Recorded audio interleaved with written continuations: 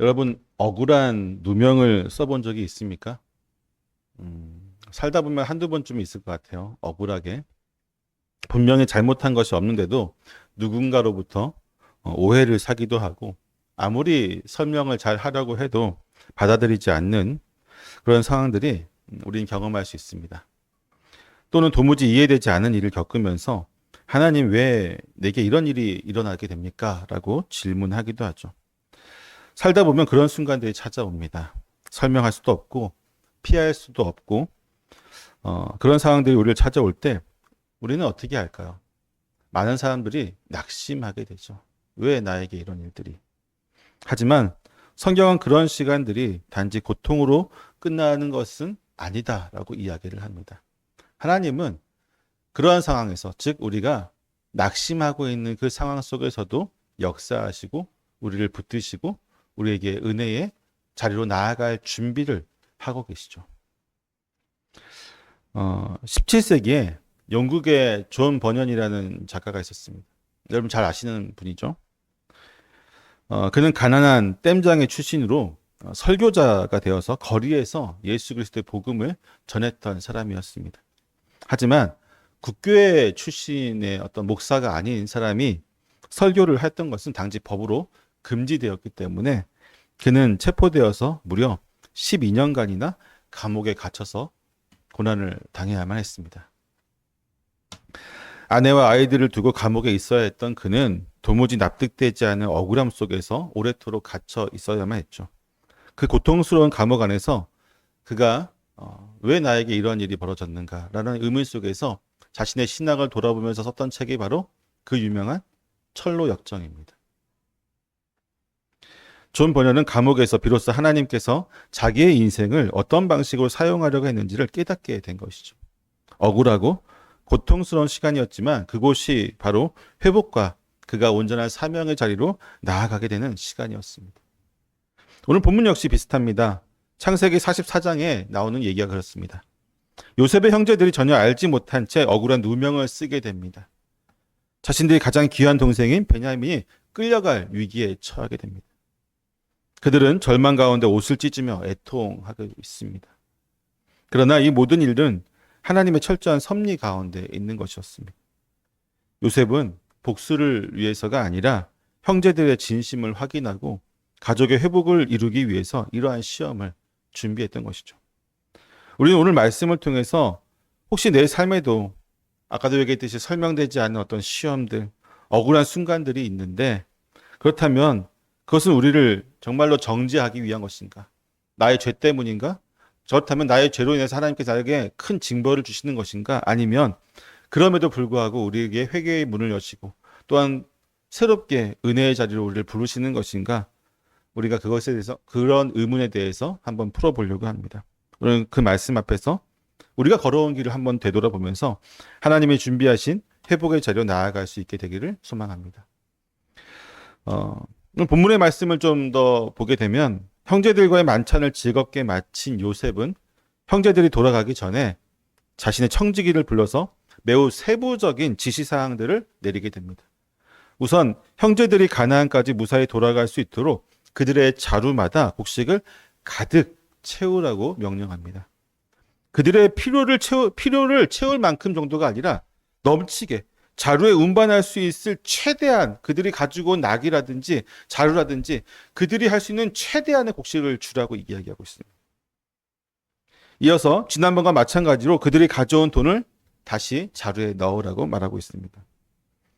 그들의 손에는 곡식이 들려 있고 자루 속에는 자신들도 모르는 돈이 들어가게 된 것이죠. 그리고 마지막으로 요셉은 자신이 사용하던 은잔을 베냐민, 막내 동생, 그 베냐민의 자루에 돈과 함께 넣으라는 특별한 지시를 내립니다.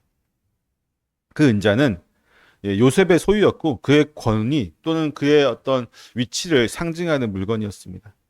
그리고 이튿날 아침 아직 어둠이 채 거치지 않은 시간에 형제들은 떠날 채비를 마치고 애굽을 나서게 됩니다. 곡식 자루는 나귀에 단단히 묶었고 사람들은 시므온과 베냐민을 포함한 온전한 가족의 모습을 이루며 길을 떠났습니다. 그들의 발걸음은 매우 가벼웠습니다. 이번 여행은 처음과 달랐습니다. 의심도 풀렸고 대접도 받았고 문제없이 무사히 집으로 돌아갈 수 있을 것이라는 기대 가운데 애굽의 성을 벗어날 수 있었습니다. 그런데 그들이 성에서 멀리 가지 못했던 그 시점에서 뒤에서 급히 달려오는 사람이 있었습니다. 바로 요셉의 청지기였죠. 요셉이 보낸 청지기가 그들을 급히 따라잡아서 그들에게 묻습니다. 4절과 5절 한번 같이 읽어볼까요? 4절과 5절입니다. 시작.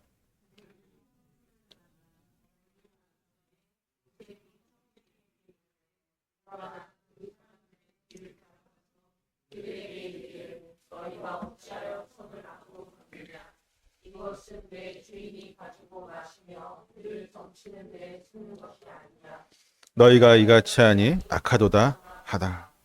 그러니까 청지기가 그대로 향하죠. 요셉의 형제들에게 가서 너희가 어찌하여 선을 악으로 갚느냐라고 묻고 있습니다. 그리고 이것은 내 주인께서 마시기도 하지만 뭐 할 때 쓰는 거라고요? 점을 치는 데 쓰는 거다. 애굽 사회에서 그 고대 사회에서 점을 치는 거 특별한 권능이었습니다. 특별한 권위였고 그 사람이 점을 칠 수 있다는 것은 사회적으로 굉장히 높은 지위를 부여받을 수 있는 일이었습니다. 때문에 점치는 도구 자체가 굉장히 귀중한 것이었죠. 이것을 도난당한다는 것은 생명을 내놓아야 되는 아주 큰 일이었습니다.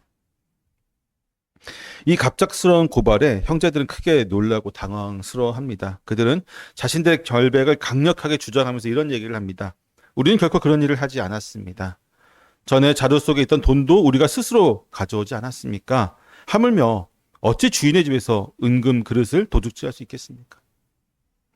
그리고 그들은 더욱 이제 자신의 주장을 온전하게 하기 위해서 과감한 말을 덧붙이는데 당신의 종들 가운데 누구예요? 우리들 가운데 그 잔이 발견되면 그는 어떻게 돼요? 반드시 죽을 것이다. 우리 모두는 내 주의 종들이 되겠습니다. 한 명이라도 걸리면 그 사람은 죽을 거고 나머지 모든 사람들 뭐가 되겠다고요? 종이 되겠다라고 이야기하고 있습니다. 하지만 청지기는 그 조건을 그대로 받지 않고 다소 완화된 조건을 다시 제시합니다. 누구에게서 잔이 발견되면 그 사람만 종이 되고 나머지는 무죄다라고 이야기하고 있어요. 왜 그랬을까요? 요셉이 그렇게 시켰기 때문이죠. 형제들은 곧바로 나귀에서 짐을 내리고 자루를 하나씩 풀기 시작합니다. 조사는 큰 형부터 시작해서 막내까지 차례대로 진행되고 있었습니다. 각 자루를 열 때마다 그들의 마음속은 안도의 숨을 내쉬었습니다. 은잔이 발견되지 않았기 때문이죠. 마지막 자루 그리고 막내 베냐민 자루에서 그 은잔이 발견되기 전까지 그들의 마음은 이제 평온해지고 있었습니다. 그러나 요셉의 은잔이 막내 베냐민의 자루에서 발견되죠. 그러자마자 어떤 일이 있었냐면은 13절을 같이 읽어보겠습니다. 시작. 옷을 찢고 각기 짐을 나귀에 싣고 성으로 돌아가니라. 형제들은 그 자리에서 옷을 찢었습니다. 세번역 성경을 보면 이 본문을 이렇게 해석하고 있어. 그들이 옷을 찢고 애통하니라 이렇게 얘기하고 있습니다. 짐을 다시 나귀에 싣고 모두가 함께 애굽 성으로 돌아가고 있습니다. 기분 좋게 나왔지만 불과 얼마 가지 못해서 정말 무거운 발걸음으로 돌아가고 있는 것입니다. 그렇다면 요셉은 왜 이러한 상황을 만들었을까요? 여러분이 생각하기에 왜 요셉은 또 이런 함정을 형제들에게 팠을까요? 근데 형제들이 애굽을 떠나기 전에 청지기를 통해서 은밀하고도 치밀한 계획을 실행에 옮깁니다. 자신의 잔을 그 은잔을 베냐민의 자루에 속이고 숨기고 형제들이 출발한 뒤에는 곧바로 사람을 보내서 그들을 도둑으로 몰게 하는 것이죠. 그리고 마침내 그 잔은 가장 연약하고 가장 귀중한 자루인 베냐민의 자루에서 발견되게 됩니다. 그가 형제들을 다시 만나 함께 식사하면서 즐거워하였던 것은 진심이었습니다. 그렇죠? 형제들을 다시 만나고 그들을 종에게 시켜서 먼저 집으로 잔치를 준비하라고 하면서 그들과 함께 만찬을 즐겼던 요셉의 마음은 거짓이었을까요? 그렇지 않아요. 진심이었습니다. 심지어 베냐민을 보고 복받쳐 올려서 구석으로 가서 방에 들어가서 울고 나왔던 그의 마음, 가족을 향한 그의 애틋한 마음은 정말로 그가 가족을 어떻게 생각하고 있는지 잘 보여주는 장면이었습니다. 그럼에도 불구하고 그는 다시금 형제들을 함정에 빠뜨리고 궁지에 몰아넣는 계획을 세우고 실행하고 있습니다. 왜 그럴까요? 왜 요셉은 굳이 또 이런 일을 할 것이다? 요셉은 자신이 고난을 겪었던 시간들에 대한 복수를 하기 위함이었을까요? 저라면 그랬을 것 같기도 한데, 인간적으로 생각해 보면 충분히 그럴 수 있을 것입니다. 권력도 가지고 있죠. 충분히 힘도 있고 명분도 있습니다. 심지어 자기가 받은 고난에 이 정도는 아무것도 아니라고 생각할 수도 있을 거예요. 그렇죠? 아무리 가족에 대한 마음이 애틋하고 형제들이 그에게 행했던 일들이 하나님의 섭리에서 비롯된 것이라고 하는 믿음을 가지고 있다고 할지라도 그들에 대한 원망을 완전히 버릴 수는 없었을 것입니다. 인간적으로 그렇잖아요. 때문에 자신이 겪어야만 했던 모든 고난과 고통, 절망의 순간들에 대해서 그들에게 조금이라도 갚아주기 위해서 이러한 일을 꾸몄다고 하더라도 누구도 요셉을 비난할 수는 없을 것입니다. 요셉이 겪었던 그 15년, 수십 년의 시간보다 이들이 겪는 건 사실은 시간으로 따지거나 그 고통의 양으로 따지거나 절망의 그 마음의 깊이를 따지다 해도 아마 요셉이 겪었던 것에 10분의 1도 되지 않을 거예요. 내가 이 정도 갚는 것은 괜찮아 라고 하면서 자기 마음을 위로해도 누구도 그를 비난하지 않을 것입니다. 하지만 우리가 잘 알고 있듯이 요셉이 원하는 것은 복수가 아니었습니다. 요셉은 지금 과거를 복원하고자 하는 마음으로 이러한 일을 계획한 것입니다. 회복하기 위한 것이에요. 회복. 한때 자신은 형제들 가운데 특별한 존재였고 그 사랑과 택하심 때문에 미움받고 버려졌던 사람이었습니다. 그리고 지금 그와 닮은 또 하나의 인물 누구예요? 베냐민이죠. 라헬의 또 다른 아들인 이 베냐민이 눈앞에 있습니다. 이제 이 형제들이 베냐민을 향해서는 어떻게 반응하는지, 그들은 어떠한 여전히 특별한 자를 질투하고 배제하려고 하지는 않는지, 아니면 과거와는 달리 이제는 책임지려는 마음을 가지고 베냐민을 지키려고 하는지를 요셉이 직접 확인하고자 했던 것입니다. 여러분, 지난번에 얘기했지만 회복을 위해서는 변화돼요. 회개가 이루어져야 됩니다. 내가 죄인이라는 사실을 인정해야 됩니다. 그리고 하나님 앞에 우리의 죄를 맡겨드려야 됩니다. 바뀌지 않고서는 회복될 수가 없어요. 나만 바뀌어서 회복되지 않습니다. 상대방도 바뀌어야 되는 거죠. 바뀌지 않으면 그 회복의 시작이 되지 않기 때문에 요셉이 지금 그들이 어떤 모습인가, 여전히 그렇다면 사실 이 회복은 더 긴 시간이 필요했던 것이겠죠. 그래서 확인하려고 했던 것입니다. 이 시험은 요셉의 상처에서 비롯된 것이기도 하지만 동시에 하나님의 섭리 가운데 있는 것이기도 합니다. 하나님은 지금까지 모든 과정들을 통해서 그들이 처음 그 애굽에 왔을 때 그 순간부터 지금까지 형제들의 숨은 죄를 직면하게 하셨어요. 그렇죠? 매 순간마다 자신들의 죄를 직면하게 했습니다. 감추어진 양심을 드러나게 했어요. 모든 과정 속에서. 그럼에도 그들은 아직까지 완전한 회개의 자리까지 나아가지는 못하고 있었습니다. 비록 자신들의 죄를 깨달았죠. 우리가 그 당시에 요셉을 그렇게 했기 때문에 하나님 우리에게 지금 징벌을 주신다고 하는 그 자리까지는 나아갔지만 그들이 행한 일에 대해서 그들의 또 마음의 짐과 또 두려움과 여러 가지 마음을 그들에게 심어 주셨지만 여전히 마지막 한 걸음까지 가지 못했던 거예요. 하나님, 우리를 용서하여 주시옵소서. 우리가 죄인입니다라고 고백하는 마지막 그 한 자리까지는 그들이 가지 못하고 있는 상황이었습니다.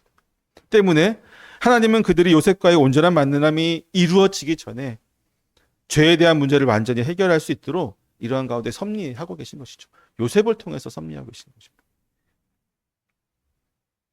본문을 보면 요셉은 잔을 숨기게 한 이후에 청지기에게 명확한 언어로 고발하게 합니다. 너희가 어찌하여 선을 악으로 갚느냐라고 이야기하게 하죠. 이 말 속에는 어떤 법적인 판단도 있지만 그것과는 더불어서 어떤 도덕적인 호소가 담겨 있습니다. 형제들은 지금 아무것도 모른 채 도망자가 되어가고 있고 요셉은 그들의 반응을 지켜보려는 듯 뒤에서 기다리고 있습니다.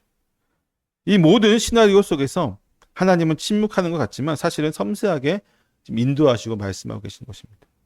하나님은 요셉을 통해서 형제들이 그들의 과거와 마주하게 하시고 한때 자신들이 상처 입혔던 요셉을 대신해서 지금은 그의 동생을 위해서 어떤 선택을 하게 하신지 그들의 양심에 따라서 이제 변화되게 지금까지 여러 과정을 통해서 변화되었던 그들이 최종적으로 마지막 한 발을 내딜 수 있도록 하나님 역사하시는 것이죠. 우리 역시 때로는 이유를 알 수 없는 상황에 놓일 때가 있습니다. 억울한 누명에 괴로울 수도 있고 설명할 수 없는 오해와 도무지 납득되어지지 않는 사건들 가운데 우리의 길들을 잃어버릴 수도 있습니다. 하지만 그 모든 순간에도 하나님은 우리를 시험하시는 것이 아니라 우리를 변화의 자리로 초대하고 계시다는 믿음이 필요합니다. 요셉은 하나님의 섭리 속에서 형제들의 변화를 준비하고 있었고, 하나님은 요셉을 통해서 언약 공동체가 다시 하나로 묶일 수 있는 계획을 온전히 진행하고 계셨던 것이죠. 우리가 걸어가는 길이 여러분 해석되어지지 않을 때가 있습니다. 왜 내가 지금 이 자리에 있고, 왜 내가 지금 이 사람을 만나고 있고, 왜 내가 지금 저 사람과 대화를 나누고 있으며, 내가 지금 이 상황 속에서 왜 억울한 상황 속에서 내가 피난을 받고 있는지, 고난을 받고 있는지 이해되지 않을 때가 있습니다. 하지만 그 길이 하나님께서 우리를 회복시키기 위해서 마련한 길이라고 생각한다면 우리는 감당할 수 있을 것입니다. 먼저 돌아봐야 될 건 뭘까요? 나에게 어떤 죄가 있는지를 먼저 돌아본다면, 죄를 깨닫는 순간에 하나님의 은혜가 같이 깨닫게 되어지는 거예요. 하나님이 나의 이런 모습 때문에 나를 이곳에 세워주셨고, 이것을 통해서 나를 다시금 회복시키시려고 하시는 것입니다. 요셉의 은잔이 베냐민의 자루에서 발견되는 순간 형제들은 더할 나위 없이 당황하게 됩니다. 더 이상 아무런 말도 하지 못하게 되는 것이죠. 왜 그렇습니까? 당당하게 얘기했잖아요. 발견되면 죽이십시오.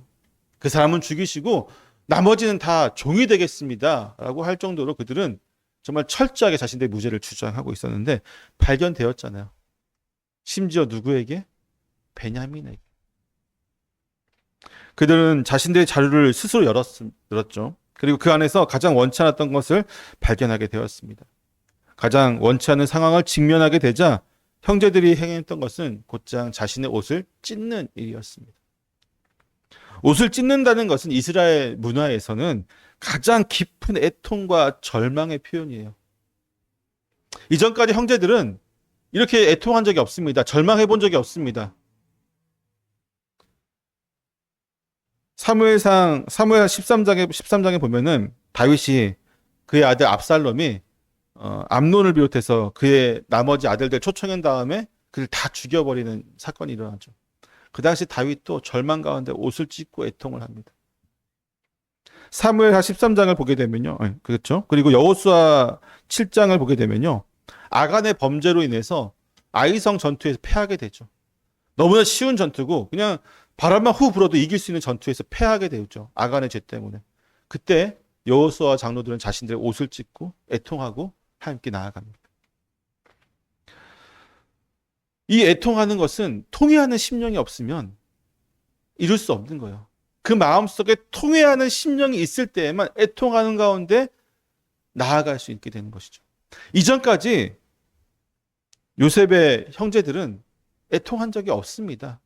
아버지가 그렇게 애통하는 가운데 옷을 찢고 슬퍼 울며 애통하는 가운데 있을 때에도 그들은 전혀 마음을 움직인 적이 없습니다. 시므온이 그들이 억울하게 애굽의 감옥에 갇히고 시므온만 남겨두고 집으로 돌아오는 그 상황 속에서도 그들은 애통한 적이 없었습니다. 단지 하나님께서 우리에게 죄를 대해서 우리가 요셉에게 지은 그 죄에 대해서 묻고 있다고 하는, 우리가 하나님의 징벌을 당하고 있다고 하는 그런 자각 정도만 있었죠. 굶어서 지금 배를 꼴고 굶고 있지만 그들이 애통하지 않았습니다. 그들은 그 마음속은 여전히 단단한 돌바위 같았습니다. 그럼 생각해 보세요. 아버지 야곱이 그 동생 야곱이 요셉이 야생동물에게 죽임을 당했다고 하였을 때에 형제들은 오히려 어떤 식으로 했냐면 자신들의 죄를 더럽히기 위해서 요셉의 옷을 그 야생동물의 피로, 염소의 피죠. 피를 묻혀서 더럽히지 않습니까? 옷을 찢기보다는 죄를 숨기기에 급하면서 옷을 더럽히는 아주 그런 악한 모습을 보게 됩니다. 그랬던 그들이 지금 자신의 죄의 무게를 견디지 못해서 옷을 찢고 있는 것입니다. 애통하고 있어요. 매우 상징적인 반전의 모습이죠. 그들은 처음 요셉을 팔았을 때 그 어떤 죄책감도 없었습니다. 요셉에 대한 애통한 감정도 없었습니다. 오히려 요셉의 옷을 찢어서 염소피를 묻히고 아버지에게 들이밀었던 그들이었습니다. 그러나 지금은 상황이 다르죠. 죄를 감추기에 급급했던 그들이 이제는 죄 앞에서 애통하는 자들로 변화되었습니다. 그런데 더욱 놀라운 것은 지금 형제들이 침묵하고 있다는 것입니다. 만약 이전에 그들이었다면 어떻게 했을까요? 이전에 그들이었다면 그들은 누군가가 우리에게 누명을 씌웠다고 하면서 억울함에 대해서 호소했을 것입니다. 혹은 베냐민을 의심했겠죠. 너는 도대체 왜 했냐고 의심했겠죠. 아니면 책임을 전가하기 위해서 수단과 방법을 가리지 않았을 것입니다. 그런데 지금 그들은 오히려 아무런 설명도 없이 옷을 찢고 애통하며 통회하는 그 마음 가운데 침묵하면서 더 이상 변명하지 않고 애굽으로 함께 돌아가고 있습니다. 여러분, 정말 회개하는 사람은요, 변명하지 않습니다. 통회하는 심령 가운데 나아가는 사람은요, 내 죄의 깊이를 깊이 깨달은 사람은요, 그 무게가 하나님의 은혜 가운데, 그분의 보혈의 은혜와 그 사랑 가운데 이 놀라운 죄가 씻겨졌다는 그 감동 가운데 어떤 말도 할 수 없어요. 죄를 인정하는 것이죠.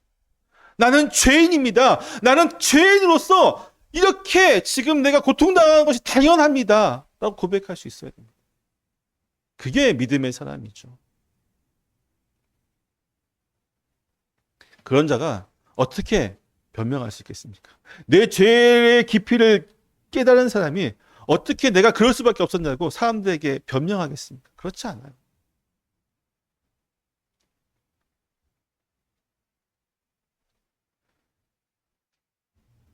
그들은 베냐민만 남겨두고 떠나지도 않습니다.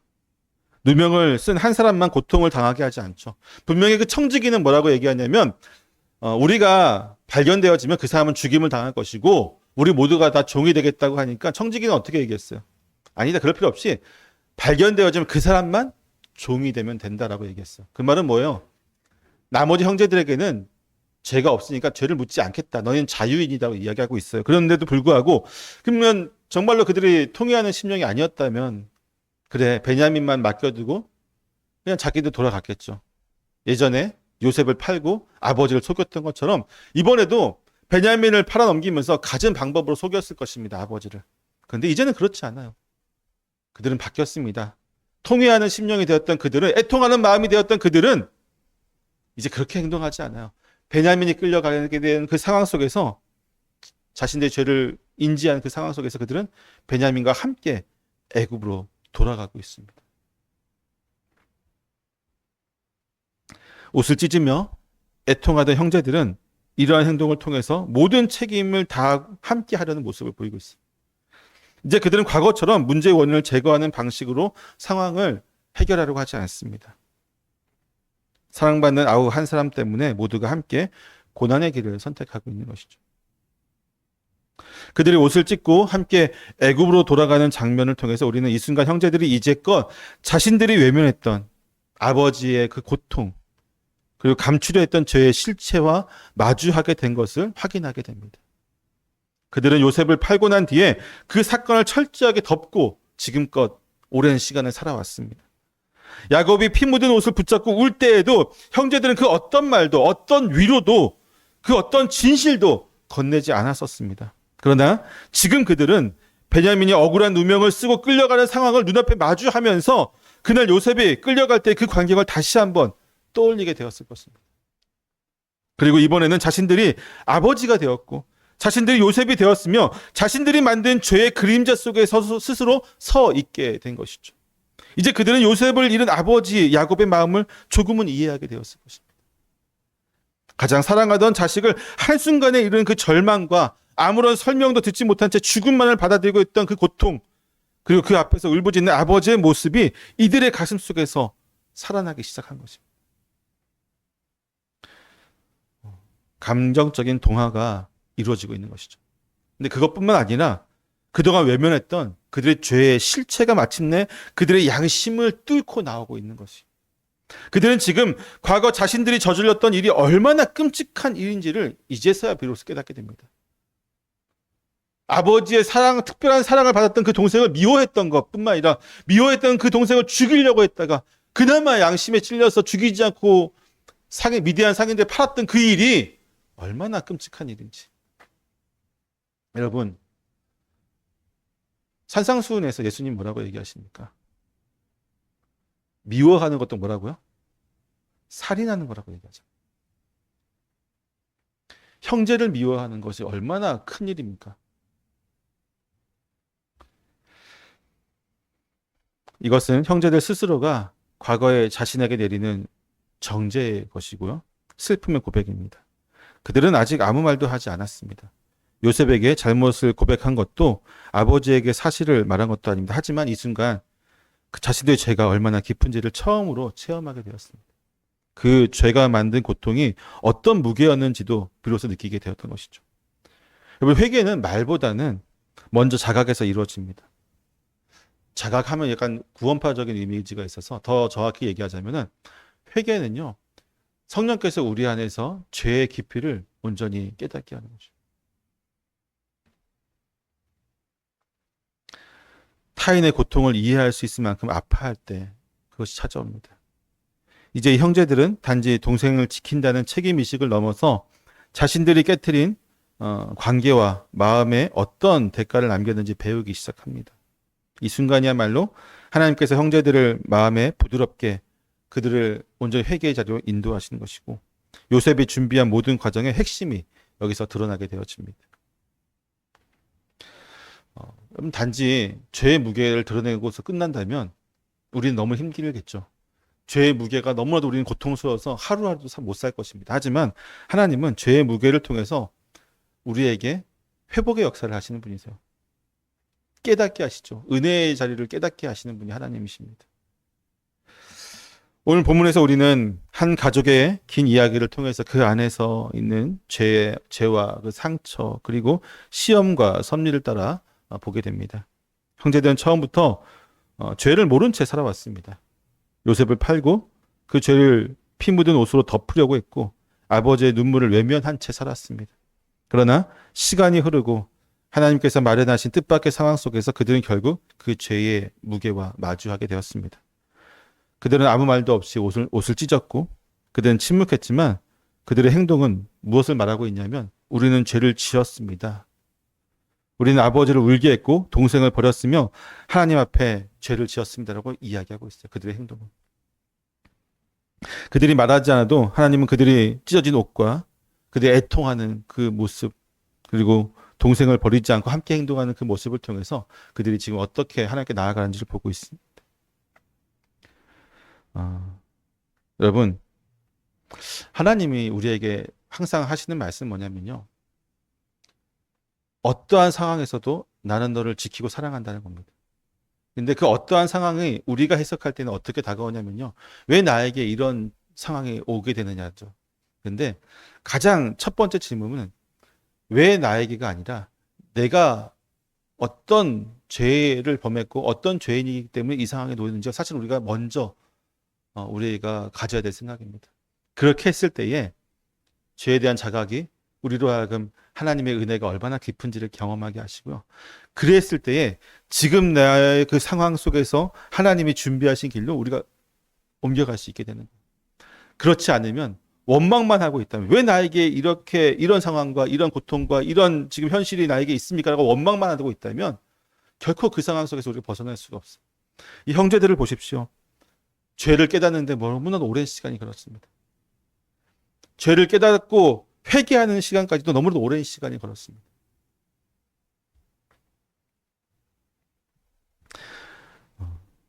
사랑하는 성도 여러분, 하나님의 그 은혜로의 초대 가운데 나아가기 위해서 먼저 우리 스스로의 약함과 죄성과 우리가 가지고 있는 여러 가지 부정적인 것들에 대해서 직면할 수 있기를 소망합니다.